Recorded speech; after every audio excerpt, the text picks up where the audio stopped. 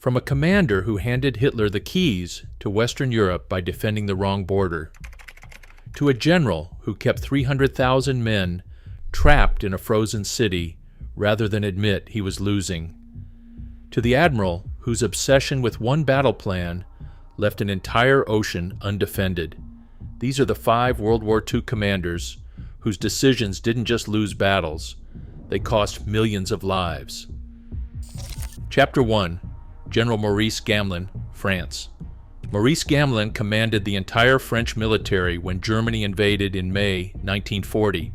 He had more tanks than Germany, more soldiers, more time to prepare. He lost France in 6 weeks. His entire defensive strategy was built around one assumption, that Germany would attack through Belgium the same way they did in World War I, so he positioned his best forces in the north to meet that attack. Germany went through the Ardennes forest instead, a route Gamelin had declared impassable for tanks. Within days, German armor had bypassed his entire army, raced to the English Channel, and surrounded the best Allied forces in Europe. Gamelin had no reserve force to counter with, no communication with his frontline commanders, no plan for what just happened. France surrendered in 46 days. The fall of France directly enabled the German occupation of Western Europe for 4 years, setting the conditions for millions of civilian deaths, the Holocaust's expansion westward, and a war that might have ended years earlier with competent defense.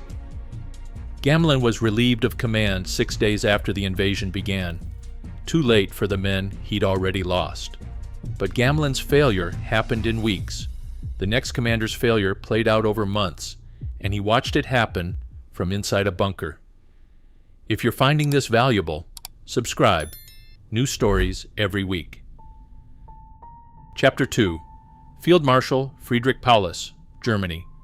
Friedrich Paulus commanded the German 6th Army at Stalingrad and chose to obey orders over saving 300,000 men. By November 1942, Soviet forces had completely encircled his army inside the ruins of Stalingrad. His generals urged him to break out while his forces still had the strength. The corridor was still open. It was still possible. Paulus waited for permission from Hitler. Hitler told him to hold, promised relief, promised resupply by air. None of it came. The Luftwaffe could not deliver enough supplies to keep the army alive through a Russian winter. The relief force never broke through.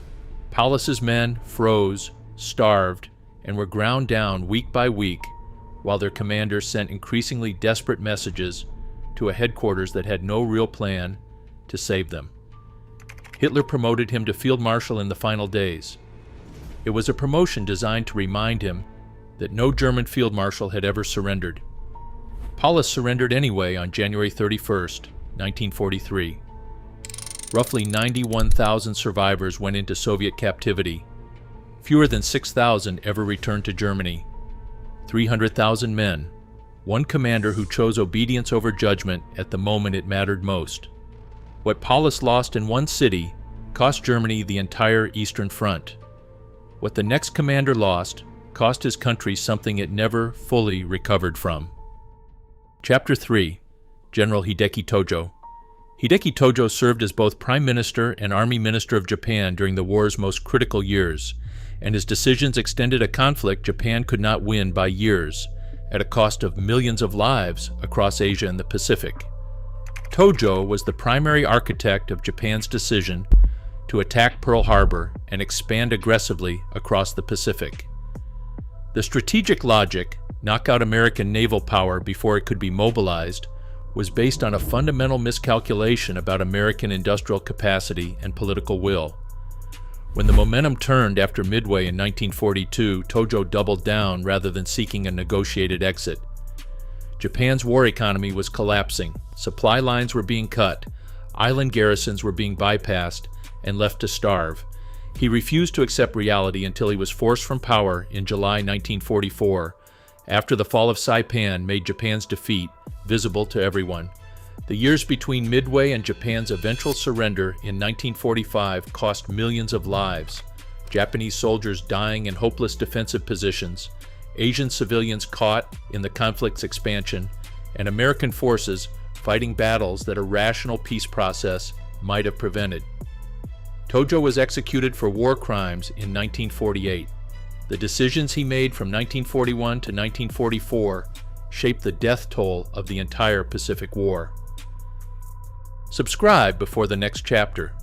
What this commander did made his own allies question whether he was trying to win. Chapter 4. Field Marshal Bernard Montgomery. Bernard Montgomery was one of the most celebrated Allied commanders of the war. He was also responsible for one of its most catastrophic failures. Operation Market Garden in September 1944 was Montgomery's plan, an audacious airborne assault designed to capture a series of bridges through Holland and cross the Rhine into Germany, potentially ending the war by Christmas 1944.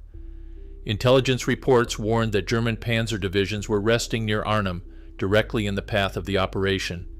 Montgomery dismissed the warnings. His chief intelligence officer was temporarily removed from his position for raising concerns too forcefully. The operation launched anyway. The 1st British Airborne Division dropped directly on top of 2 SS Panzer divisions. They held their position at Arnhem Bridge for 9 days against impossible odds, waiting for relief that never arrived. 17,000 Allied casualties. The Rhine crossing failed. The war continued for another 8 months. 8 months of additional fighting in Europe after a failed operation that intelligence warned against cost hundreds of thousands of additional lives on all sides. Montgomery's certainty in his own plan overrode every warning sign that should have stopped it. But Montgomery's failure cost a battle.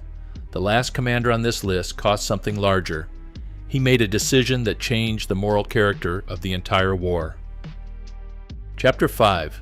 Admiral Husband Kimmel.